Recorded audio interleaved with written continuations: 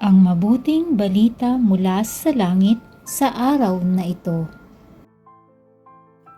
Alleluia, Alleluia! Ipinangaral ni Jesus ang paghahari ng Diyos.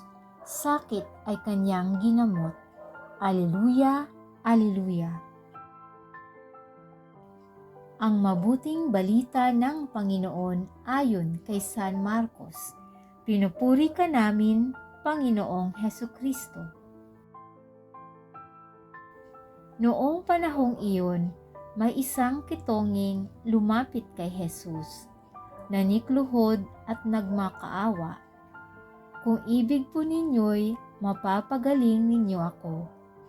Nahabag si Jesus at hinipo siya, sabay ang wika, ibig ko, gumaling ka.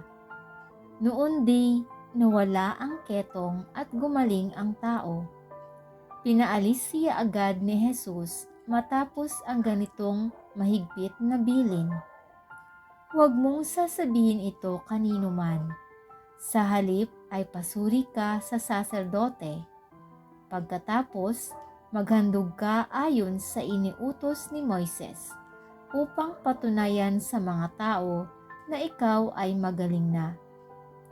Ngunit umalis siya at bagkus ipinamalita ang nangyari.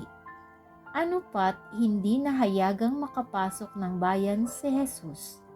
Naroon na lamang siya sa labas sa mga ilang na puok at doon pinagsasadya ng mga tao buhat sa iba't ibang dako. Ito ang mabuting balita ng ating kaligtasan. Papuri sa Diyos.